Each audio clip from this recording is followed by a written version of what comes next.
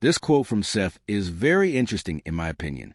The quote is from the book Seth Speaks, The Eternal Validity of the Soul by Jane Roberts. It is common for advanced beings to fake situations. These beings may take the appearance of popular religious figures like Jesus, Allah, etc.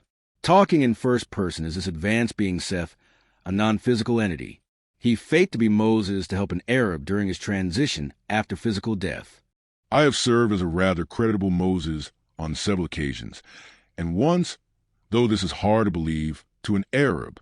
The Arab was a very interesting character, by the way, and to illustrate some of the difficulties involved, I will tell you about him. He hated the Jews, but somehow he was obsessed with the idea that Moses was more powerful than Allah, and for years this was a secret sin upon his conscience. He spent some time in Constantinople at the time of the Crusades. He was captured and ended up with a group of Turks, all to be executed by the Christians, in this case very horribly so. They forced his mouth open and stuffed it with burning coals, as a starter. He cried to Allah, and then in greater desperation to Moses, and as his consciousness left his body, Moses was there. He believed in Moses more than he did Allah, and I did not know until the last moment which form I was to assume. He was a very likable chap, and under the circumstances, I did not mind when he seemed to expect a battle for his soul. Moses and Allah were to fight for him. He could not rid himself of the idea of force, though he had died by force, and nothing could persuade him to accept any kind of peace or contentment or any rest, until some kind of battle was wrought.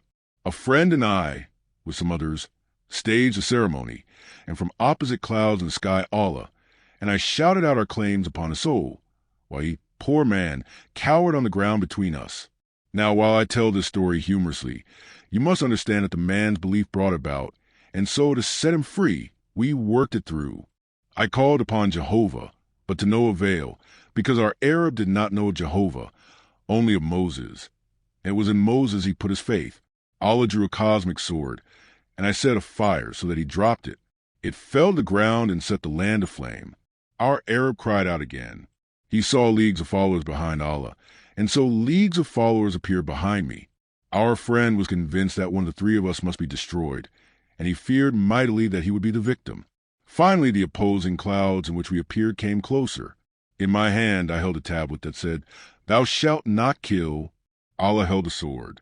As we came closer, we exchanged these items, and our followers merged. We came together, forming the image of a SUN spelled out, and we said, "We are one." The two diametrically opposed ideas had to merge, or the man would have had no peace, and only when these opposites were united could we begin to explain his situation.